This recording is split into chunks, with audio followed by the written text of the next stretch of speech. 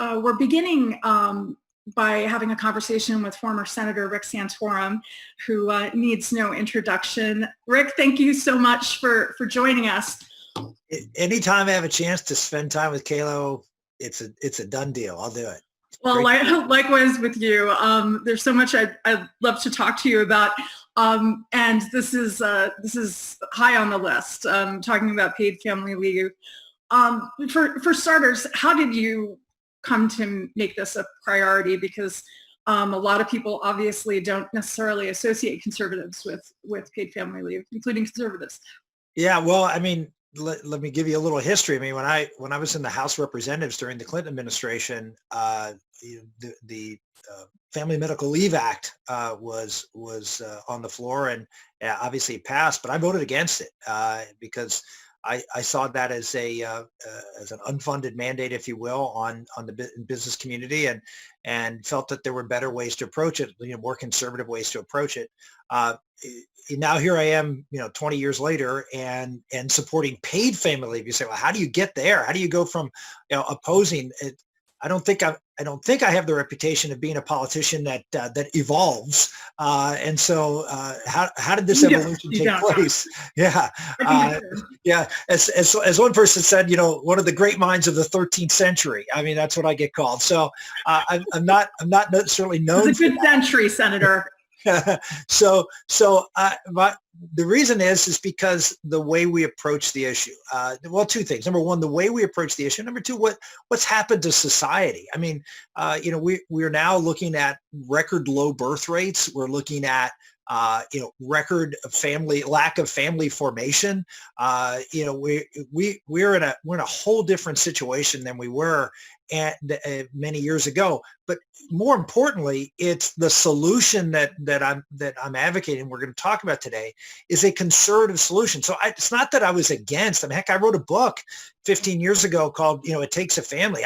We need to do more to strengthen and support and nurture families, but it doesn't mean intrusive government programs, things that harm the economy and could ultimately hurt families. It's things that we can do to nurture families consistent with values that will keep our economy strong and not have the government be intruding and disrupting the family. So as you'll see in our discussions, these are voluntary programs. These are programs that are using existing resources that people are going to receive in government benefits, and it's the timing of those benefits in order to give people choices to help support them and their families at this critical time of the birth of a child or adoption of a child.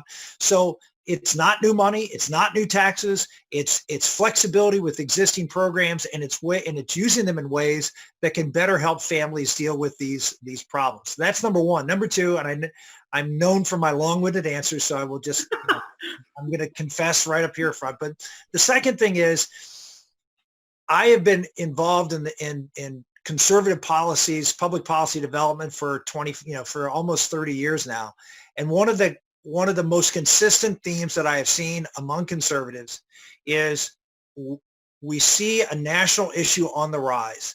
Healthcare is a perfect example of this, that you have seen the persistent drumbeat that we just can't allow for a large number of people be uninsured. We can't have, people with pre-existing conditions not having access to insurance.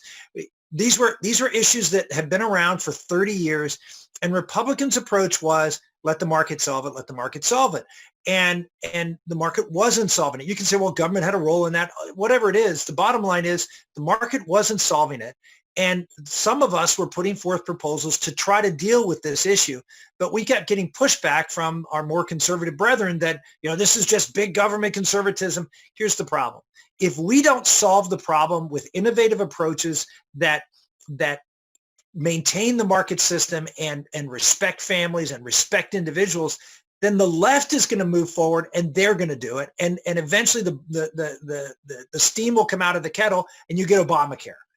Instead of something that would actually have worked at a fraction of the cost had we instituted conservative policies that many of our conservative brethren said, no, don't do anything, let the market work.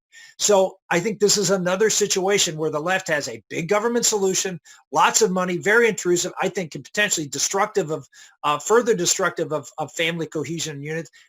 And we need to come up with something before that becomes law. And then we're do what we do with Obamacare.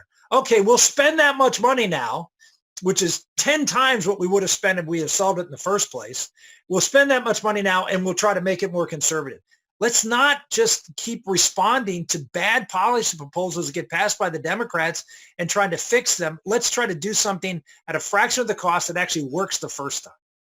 So what do you find? I know you've been working with people on the Democratic side on this.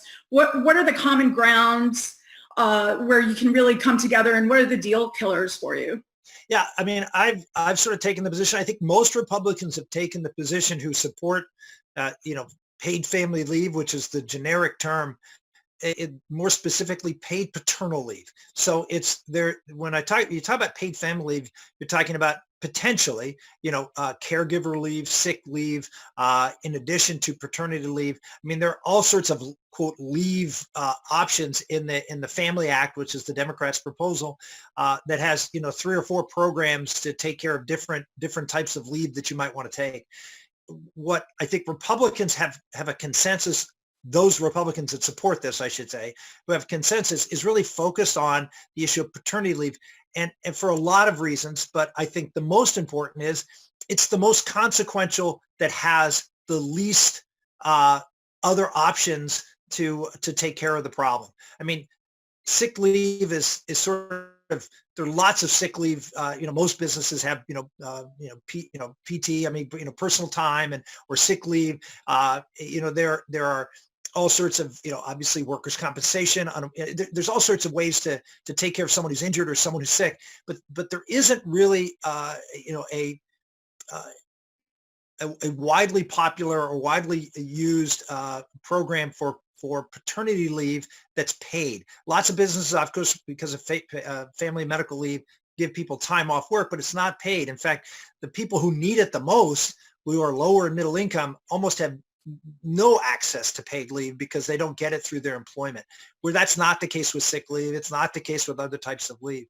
So that's number one. Number two is the consequence of that leave, I think, is much more profound than anything else, because the most consequential time in the life of a child is the first few months of that child's life. And there's now all sorts of research that shows that if a child is not properly bonded with the mom or a dad, that child has profound consequences throughout the course of their life, and that's going to impact their ability to be successful economically, educationally, culturally, socially, psychologically. I mean, there are just so much evidence now that supports that bonding and that feeling of safety and security and stability for that little brain that's getting wired as that if we don't provide that time, that respite for mom or dad, or hopefully mom and dad, to develop those connections, that the consequence for society is profound, much more so than, look, taking care of an elderly parent's important, but it doesn't have profound societal consequences for the future of the country. This does. And I think that's one of the most important things. And then finally, the consequences for mom and dad.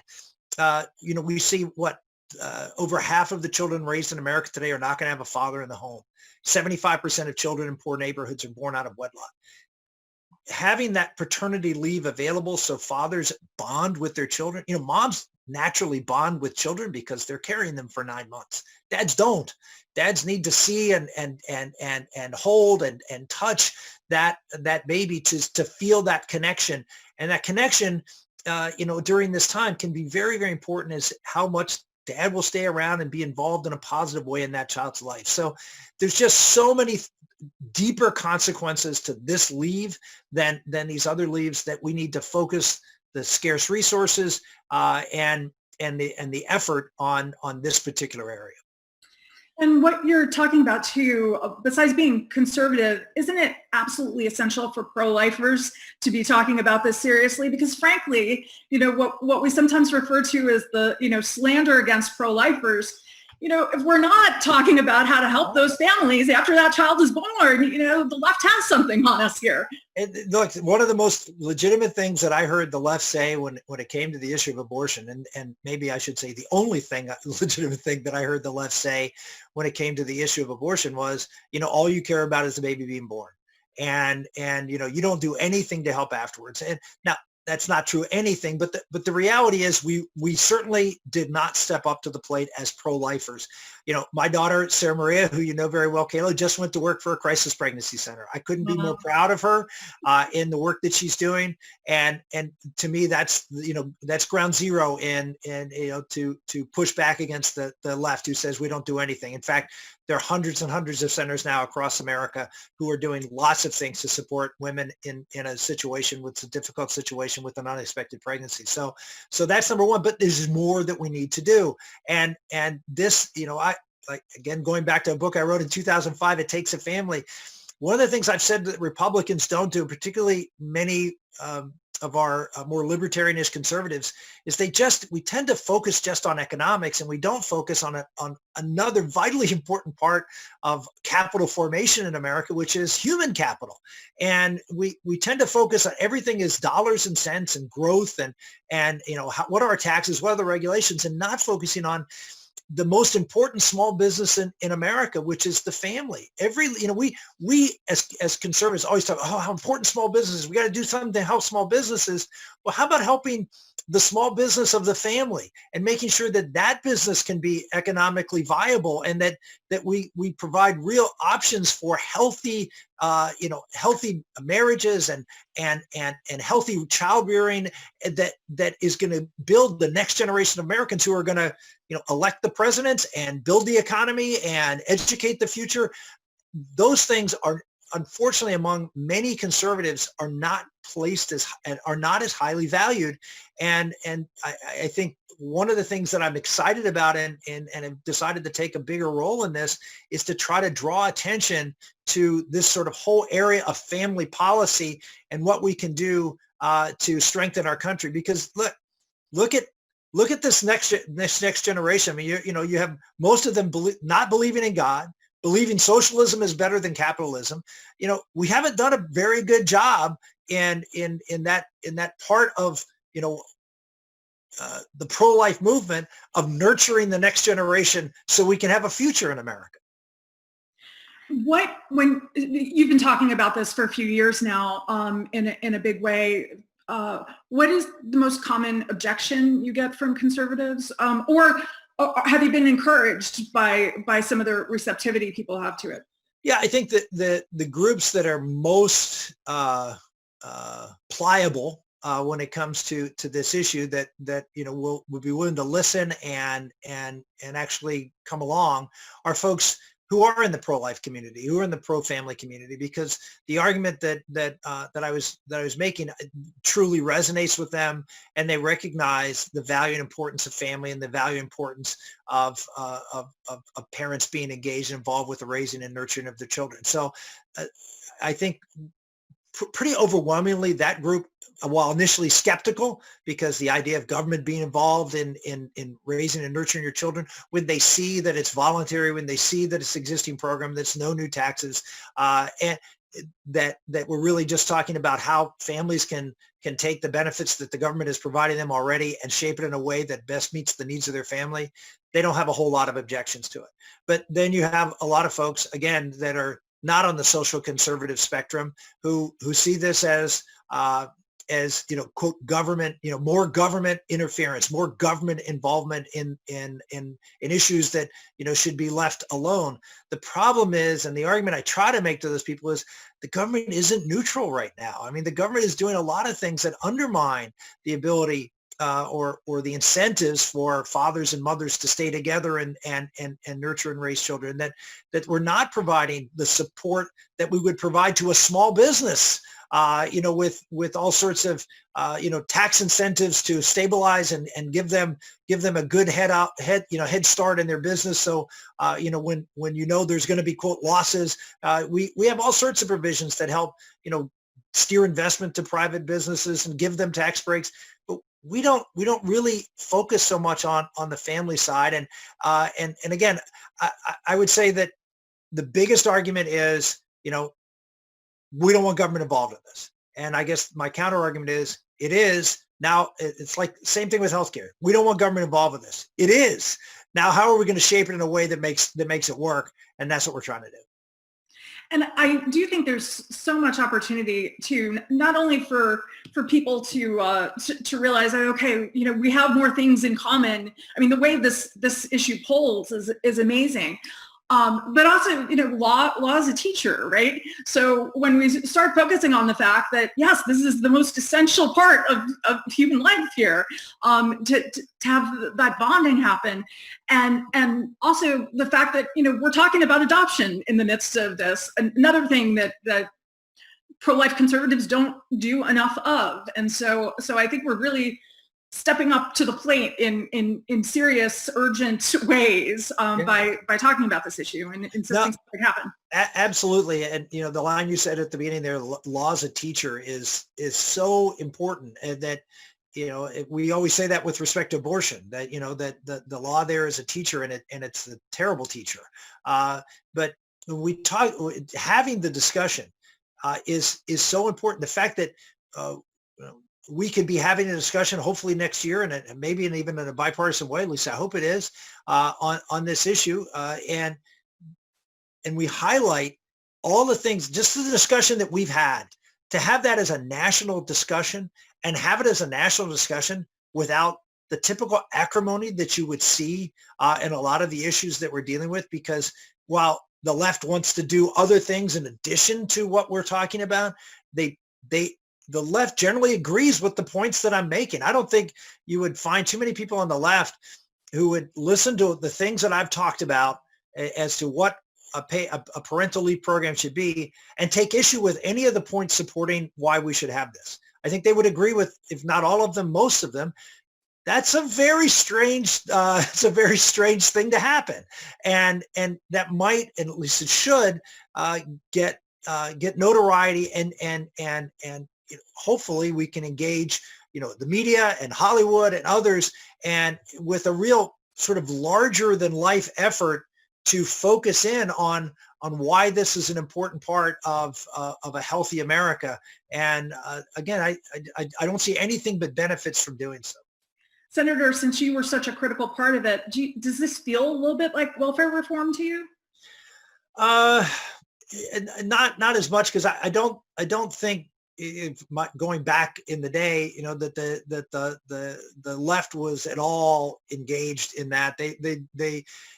That party, the Democratic Party of 1990s, doesn't exist today. Mm-hmm. And so the elements of the Democratic Party that were, open to changing the welfare system and ultimately voted for it, and Bill Clinton, that's just not there anymore. Mm-hmm. And so when I talk about people agreeing with me, they're agreeing with me, and I'm talking progressives agreeing with me. Not a single progressive wanted welfare reform to happen. I mean, as you recall, when it did pass, a whole raft of them quit in the Clinton administration. So we're talking about the new Democratic Party actually agreeing with this, which is what makes this such an enticing area to talk about. Well, thank you so much, Senator Santorum. It's always so wonderful to talk to you. I appreciate your time on this critical issue. My pleasure. And you're going to have the panel ahead of you. I've worked with, with these folks. I mean, you're going to see, boys, Santorum, boy, sounded like you knew what he was talking about. These people really know what they're talking about. So you're in for a treat. Well, thank you for all the good you do. Thank you.